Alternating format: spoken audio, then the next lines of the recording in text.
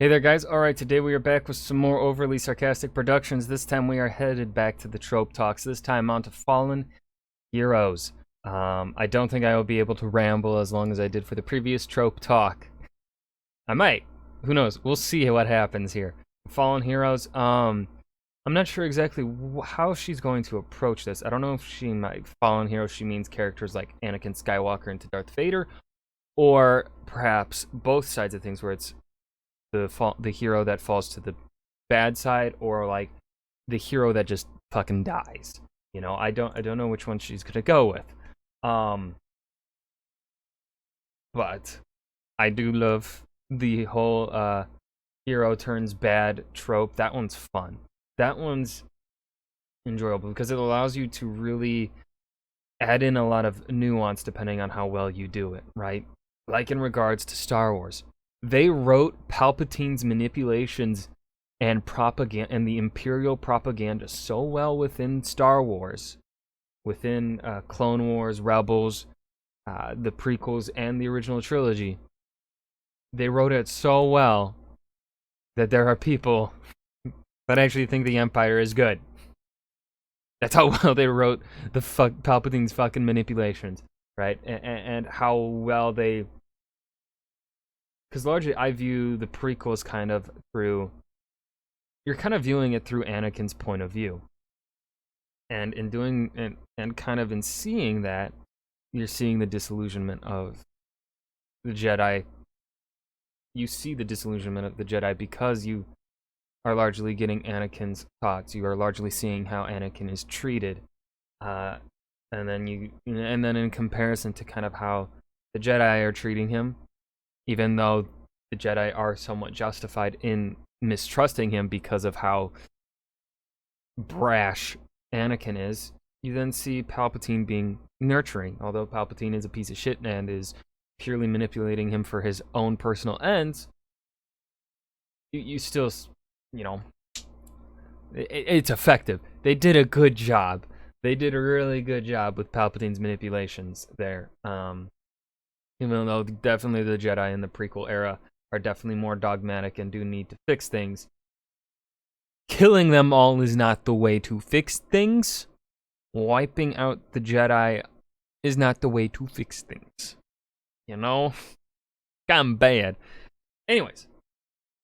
Before we dive in, make sure you go and check out the links in the description box below. I would love it if you joined the Discord and followed me over at Twitch. Okay, let's dive in. The fictional concept of morality is really interesting.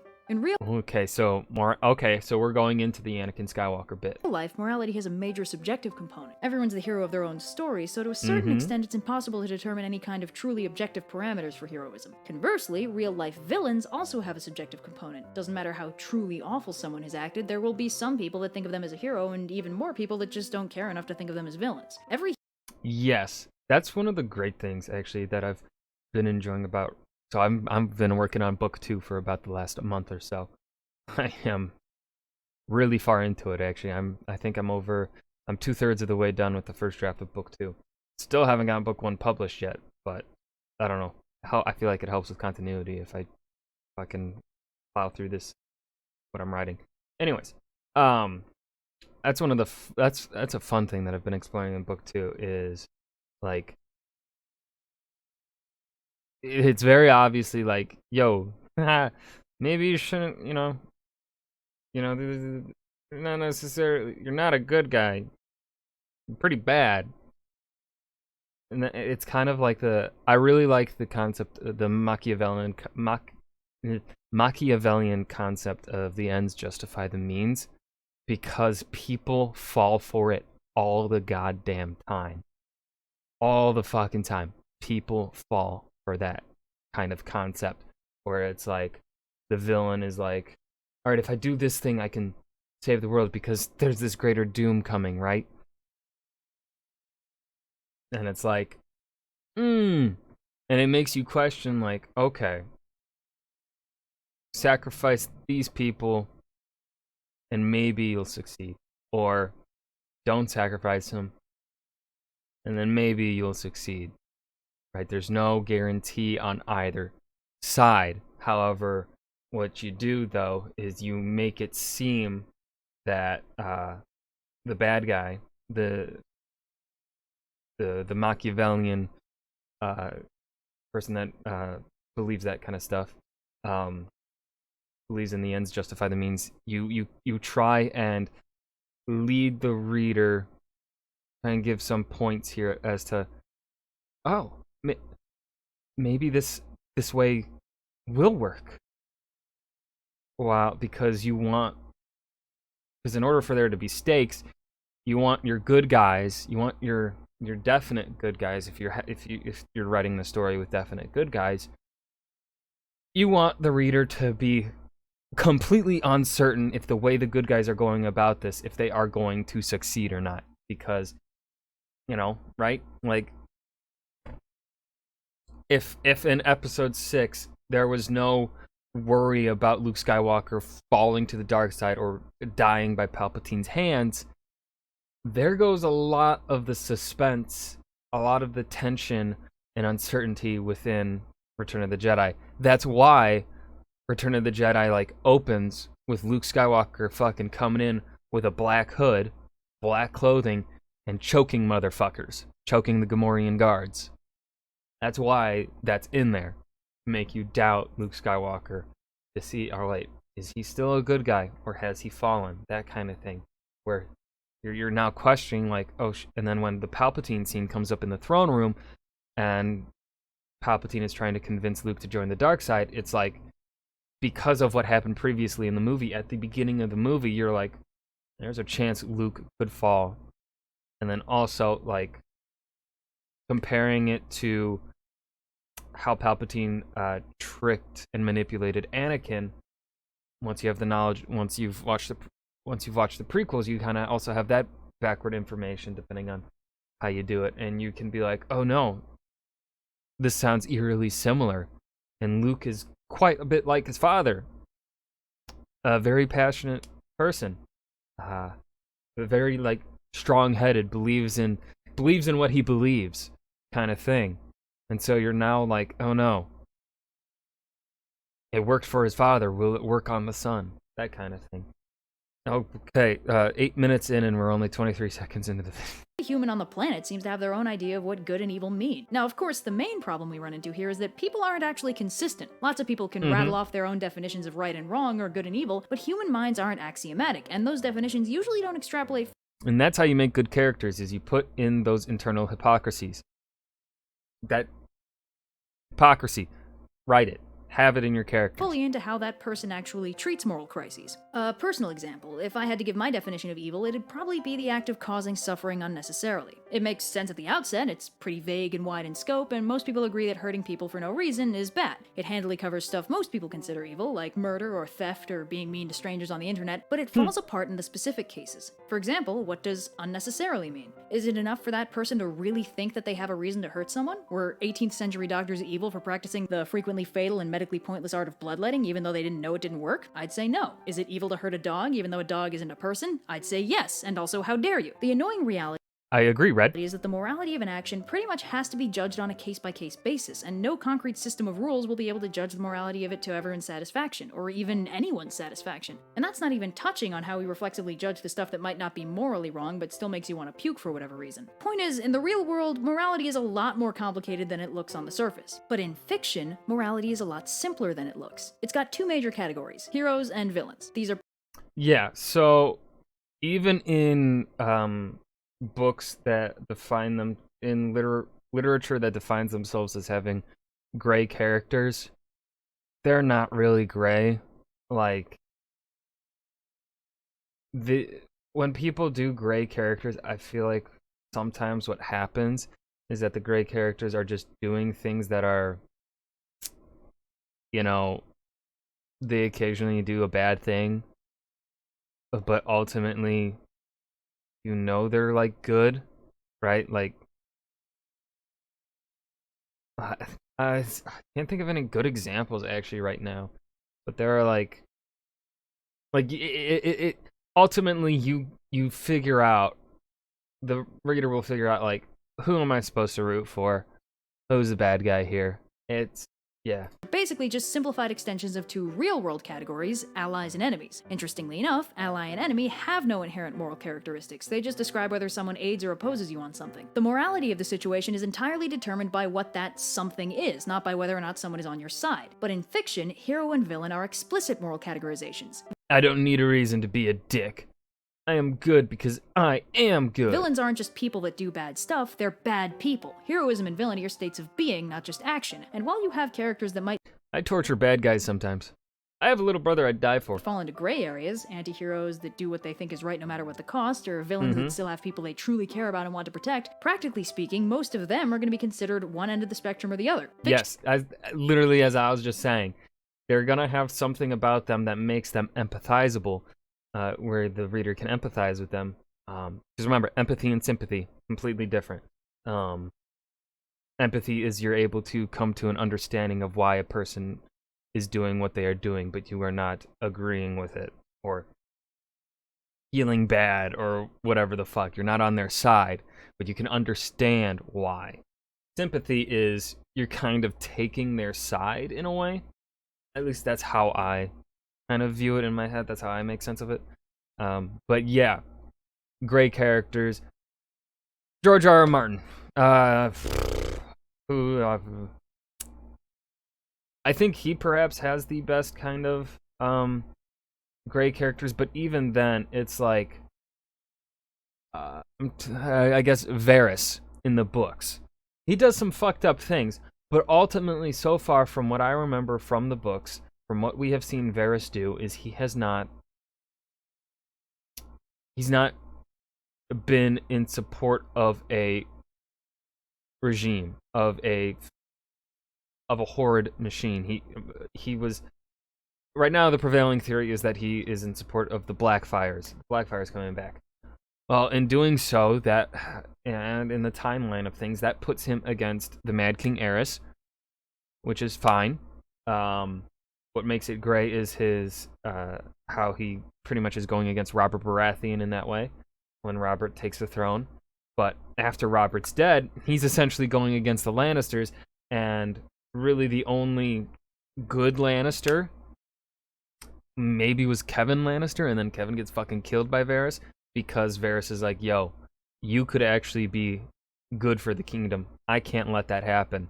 So, boom, kills him with a crossbow, I think.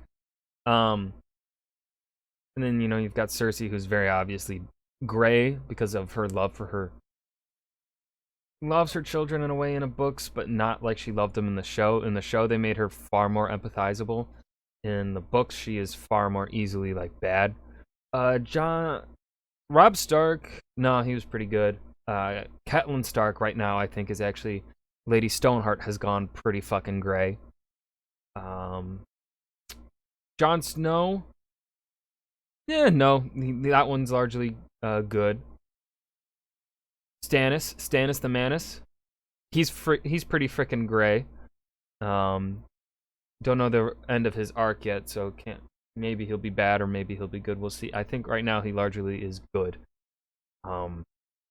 Yeah, that was a ramble. Fictional moral absolutism is a powerful thing. So why did I just spend over a minute rambling about absolutist morality? Oh, I've already spent over a 10-minute rambling on things that are probably completely unconnected, Red.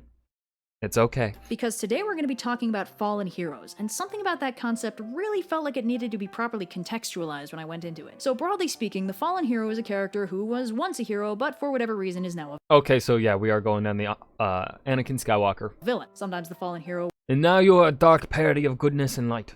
Guess I'll go eat my friends. was manipulated or transformed by circumstance into some dark parody of their former self. Sometimes the fallen hero has My vision for a better world requires you to not be in it. Wow, this is way easier. hasn't actually changed that much at all from their time as a paragon, and their once positive traits are just manifesting in a much nastier way. And sometimes the reason is somewhere in between. The bottom line is, they used to be good and have now become evil. It's a very simple trope conceptually, but the execution can get a little complicated. There are two major archetypes. Because it's like, the problem with a fallen hero and how it can go poorly and how easily it can go poorly is it's like you are seeing this character as a hero for a while, and then suddenly it can feel like very suddenly they fall. And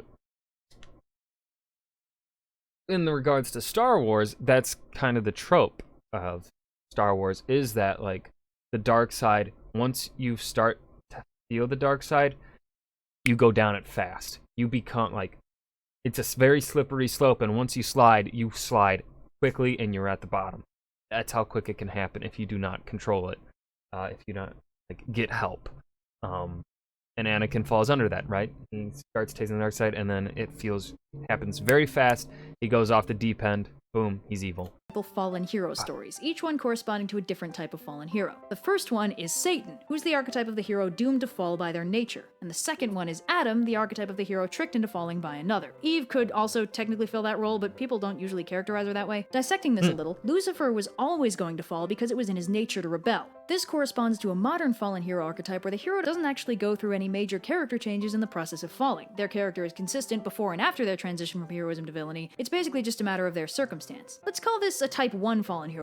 Fall didn't appreciably transform them. Pre-fall hero status somewhat questionable. Smooth continuity before and after fall, not so much tragic as a character fall. For the sake of efficiency. Notable examples of this kind of fallen hero are Light from Death Note or Griffith from Berserk, both characters whose transition from heroism to villainy was totally in character and they didn't really change in the process. Meanwhile, Adam and or Eve is the fallen hero screwed over by circumstance. They're basically a victim and their fall is provoked by some outside force. They might have had the potential for evil before, but they didn't properly fall until somebody else pushed them. Consider Harvey Dent from The Dark Knight or prequel era Anakin Skywalker as good examples of this kind of fallen hero. And let's call them type 2 fallen hero. Fall is highly transformative. Pre-fall heroic characterization is lost.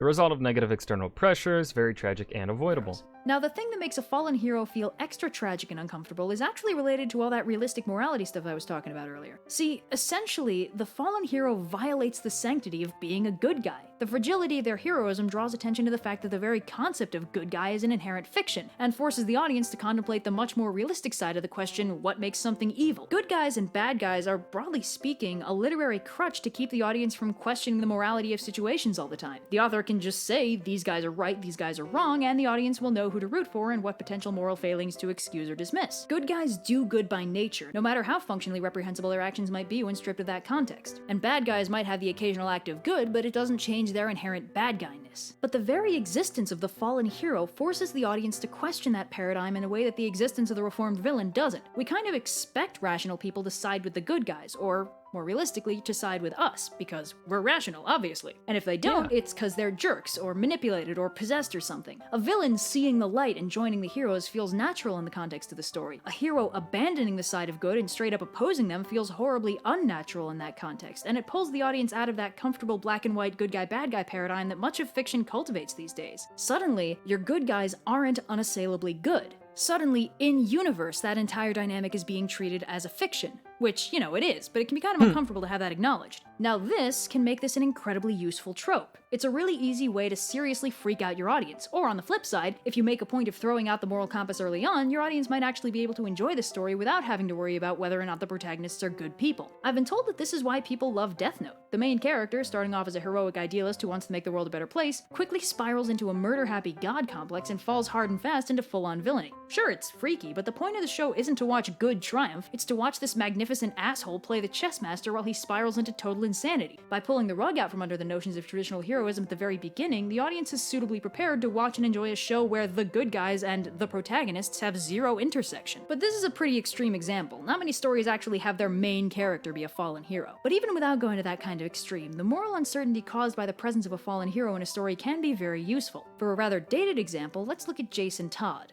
Now, in the current run of comics, as far as I know, oh my goodness gracious, I've been bamboozled. so Jason Todd is back to being a nominal good guy, but back in the day, stuff got real bad. See, Jason Todd was the second Robin, working with Batman after the first Robin went off with the Teen Titans. A bit of a reckless kid, but he had a good heart, and Batman thought channeling that anger into some healthy vigilantism would help steer him away from a life of crime later on. Only, then Jason got murdered by the Joker, and suddenly, child endangerment was a thing everyone remembered existed. So that was bad enough. But then he came back to life, significantly less heroic, and mad as hell that Batman didn't avenge him by killing the Joker. He went full supervillain for a while and became the Red Hood, a walking, talking reminder of why kid superheroes sound like fun on paper until one of them dies. Jason Todd is basically a living, or undead, reminder of Batman's biggest failure, both in canon and in characterization. In canon, Batman failed to save him, and Jason, you left me with the Joker. You failed, Batman, you failed me. Refused to break his no-killing code to avenge him, and now Jason is back and killing criminals because it's the one thing Batman refuses to do. From a more meta perspective, Batman and Robin is a fun, wisecracking father-son relationship until you're reminded that he's a child fighting super-powered murderers, and the mere existence of Jason Todd is a pretty eloquent reminder that all of this wacky Young Justice Teen Titans heroing has the potential to wind up unbelievably tragic. Most other comic book character resurrections are played so casually that people forget about them pretty quickly, but nobody forgets Jason Todd. Now, sometimes the fallen hero's influence on the story is rather more direct than just reminding the audience that stuff can get complicated. Sometimes the fallen hero has some very obvious parallels to a current hero, and everyone winds up quietly worried the hero might fall in a similar way. One example of those parallels shows up fairly late in Avatar, in the character of Hama. Now, Hama was a southern water tribe waterbender who'd been captured by the Fire Nation and imprisoned in unbelievably terrible conditions. Out of desperation, she figured out bloodbending, the thoroughly icky art of puppeting someone's movements by using waterbending to control their blood. She used this to escape, and proceeded to spend decades imprisoning and torturing random Fire Nation citizens on the grounds that they were Fire Nation and therefore evil. Now, she has obvious and explicit parallels with Katara. They're both powerful waterbenders from the Southern Water Tribe, and they both have a lot of reason to hate the Fire Nation. So obviously, Hama's character is disturbing by how similar she was to Katara back in the day. But she's also...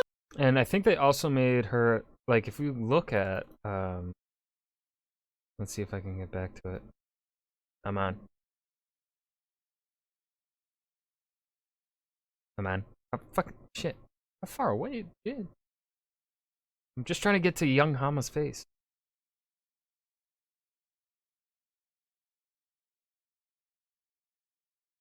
Fucking powerful waterbenders from the Southern Water Tribe, and they both have a lot of reason to hate the... Kind of looks like a young Katara, and then also we do... In a later episode, I think we get a... I don't know if it's a later episode, if it's an episode after this, or if it was one... I think it was an episode after this. Yeah, it was an episode after this, when Katara goes crazy, and attacks the man that I think killed her mother. That looks like a somewhat older Katara, and also looks a bit like Katara's mom. I'm remembering things correctly. So, like, that parallel, they're doubly enforcing it. Fire Nation. So obviously Hama's character is disturbing by how similar she was to Katara back in the day. But she's also kind of disturbing because she's the first villain from the Water Tribe we've seen in the story, and she kind of breaks this invisible assumption the audience has had that the Water Tribe were all obviously good guys. On top of that, she invented a truly disturbing form of bending that isn't really matched in creepiness until Legend of Korra, when somebody airbends all the air out of someone's lungs. Basically, she's creepy all around, but a lot of what makes her creepy is that she's a perversion of all these things we've only ever associated with good stuff. Waterbending is the soft Tai Chi healing kind of bending, the Southern Water Tribe is the small, friendly group of people, and Katara is the most overall heroic and compassionate member of the gang. Seeing all those parallels twisted into this terrifying puppet master is very disconcerting. Nobody's really worried about Katara going the same way she did and turning evil, but it's still really unsettling, and it becomes more unsettling when Katara starts using bloodbending later. Again, nobody's afraid of her falling from grace, but it blurs the lines between hero and villain, which is actually something of a theme in Season 3, so I'm not too surprised they included it. Now, Hama's also skirting... Season 3 of Avatar: The Last Airbender is just a masterpiece of storytelling, of tying everything together, of making you question how successful the heroes will be. Just fucking 10 out of 10. The edge of a slight variant of the fallen hero story. Sometimes the real tragedy isn't that the hero was willing to fall, it's that truly terrible circumstances forced them to fall. This is basically the Type 2 taken to extremes. Maybe their faith in humanity or a higher power was shattered and they went off the rails, or maybe they lost someone really important to them, and with that person, their ability to care about humanity as a whole. Or they were very carefully driven mad by someone or something outside of their control. This variant of the fallen hero is disturbing because instead of emphasizing the complexities of human morality, it emphasizes the fragility of a human existence, and how essentially everything that makes you care about being good can be ripped away from you. This one's freaky because it could theoretically happen to anyone. It's also fun because about half the time, one of the protagonists explicitly disproves that it could happen to them. See, fallen heroes of this variety are frequently desperate to prove to themselves or the world at large that they had no choice but to go off the deep end. This isn't restricted to fallen heroes either. You can get fallen normal people with this exact thesis. It's pretty much the Joker's character. This is one this is the fallen hero, or fallen hero, if you will, that I am exploring the most in my writing. I didn't even do it intentionally. It was just something that I thought, oh, this would be a cool idea to explore on how I want my villains to be, my bad guys to be in my stories. And now it's like, oh shit, cool. I'm doing a very tragic trope. Characterization from The Killing Joke, along with a major central theme. But basically, this variant is trying to convince themselves and everyone else that they had to fall. It's not really their fault, and most of the time they do this by trying to force whatever character they relate to the most into falling the exact same way. Usually, this means doing all kinds of thematically familiar, terrible things to that hero and going into crisis mode when the hero opts to not turn evil instead. In general, this is used when the author wants to get across the idea that doing evil stuff is always a choice, and the nasty stuff that led you to that point doesn't justify the bad stuff you do as a result. This is one of the only actually hopeful messages you can get out of a fallen hero story. The idea that the fallen hero was bad news, but that doesn't mean the current heroes are doomed to follow in their footsteps. Alternatively, you get stories where the fallen hero does actually force the hero into similarly falling, which usually happens when the author wants that good old angsty message that goodness is the real fragile state of being and evil is natural or something. This one is also not restricted to fallen heroes and is in fact a favorite tactic of the Joker in his many forms. It's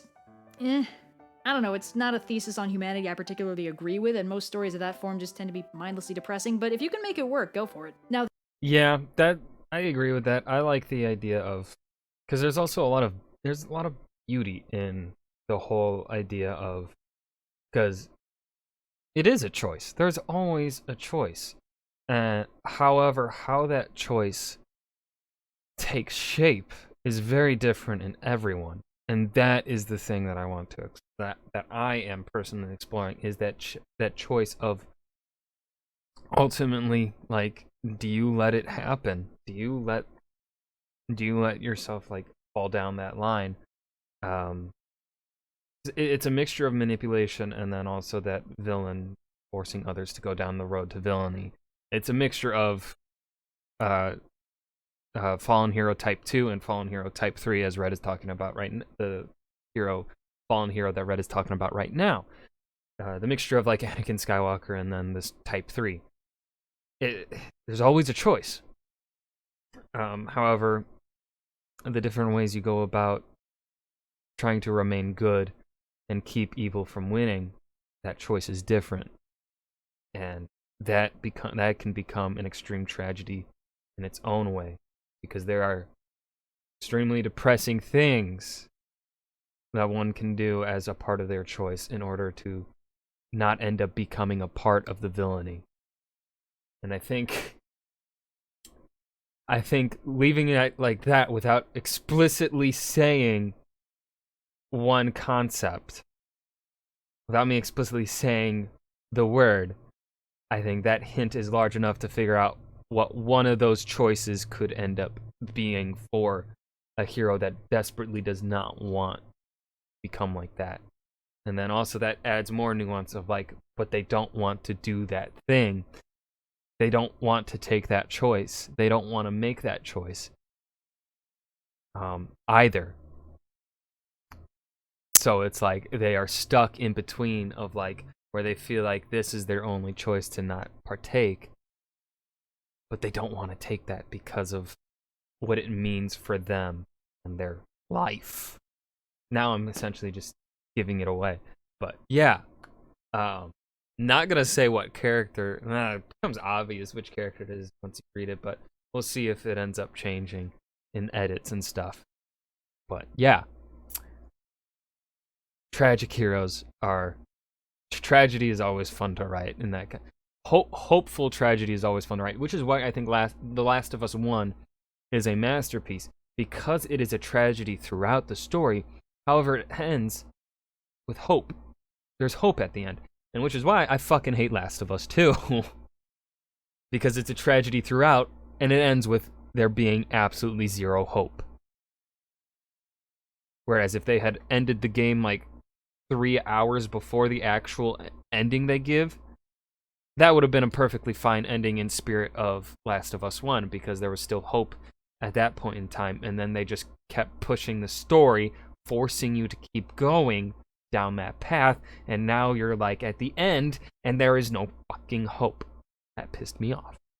There's one other interesting thing that fallen heroes are frequently used for, but it's also very weirdly specific. Sometimes the fallen hero is your protagonist from the future. Now the implications here are obvious. Your shining hero is doomed to fall because it's already happened. This variant takes the whole fallen hero exposes the fragility of heroism itself thing and clubs you over the head with it. Not only is heroism in general fragile, but your hero specifically is totally capable of turning super evil, and we know this because their evil future version is right there, probably laughing maniacally and waxing nostalgic over seeing all their old friends alive and kicking again. Very frequently, this variant relies on something horrible happening to the hero or their loved ones, causing them to spiral into villainy in response. It's a lot rarer for future villain versions of the heroes to be natural extensions of their modern characterization, although sometimes they do that in order to show the modern hero that they have to shape up or risk going full supervillain. Also, they sometimes kind of invert it by having a modern villain interacting with a past heroic version of themselves, and their past heroic self is all, "I'll never turn into you," but then the modern villain is all, "Oh, but you already have," and I don't know, it's basically the same thing from a different angle. Anyway, and finally, it is occasionally possible for fallen heroes to be redeemed, but it's a lot harder than redeeming ordinary villains. The key difference is fallen heroes have explicitly abandoned their heroism, where regular villains frequently just haven't discovered theirs yet. Meaning, rather than just learning to be better, a fallen hero has to relearn to be better and confront what made them worse to begin with. A lot of the time, fallen heroes suffer from redemption equals death, where in order to redeem themselves convincingly, they have to die immediately thereafter. This lets them redeem themselves with a single heroic act rather than having to actually atone for everything they've done. A lot of the time, fallen heroes are explicitly considered irredeemable, in which case redemption equals death is almost their only option to escape their villain status. If they can't actually redeem themselves, then going out in a blaze of heroism at least proves that they were trying. Another factor is that a lot of the time when—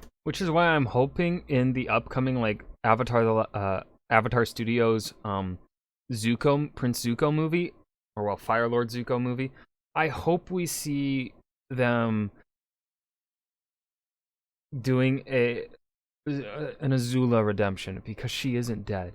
She fell hard, she did a lot of horrible things, but, you know, they can still give her that arc of redemption, of proper redemption, of living, atoning for past mistakes, trying to be better. I want to see that. I want to see Azula get her happy ending, or maybe not happy ending, but like just find some peace. I do like Azula as a character. She's extremely compelling. You can empathize with Azula. But I want to sympathize with her. I want them to make me sympathize with her. So give me her redemption. When a fallen hero looks for redemption, it's coupled with a "my god, what have I done" crisis, since spontaneously regrowing a moral compass can kinda sting. Your fallen hero can easily turn into a self-sacrificing death seeker if they see it as the only thing they deserve. This just got a little dark. But anyway, the fallen hero is basically a very simple trope that can be useful if you want to shake up your audience and rattle their suspension of disbelief, and there are a few fun storylines you can explicitly do with a fallen hero that can give you a lot of mileage. So yeah. And that was Trope Talk Fallen Heroes. Holy shit, this went longer than I thought it would. I thought I would again. I thought I was shooting for like under 20 minutes again. Did not succeed. I talk too much when it comes. Well, supposedly it should be good for the YouTube algorithm, though, that with these longer videos. That's what YouTube says, but then, you know, YouTube lies, and they don't push those videos out. So we'll fucking see. That was Trope Talk Fallen Heroes. I hope you guys enjoyed. I certainly did. I love these Trope Talk videos. Remember to hit that like button and subscribe for more, and I will see you guys in the next video. Peace.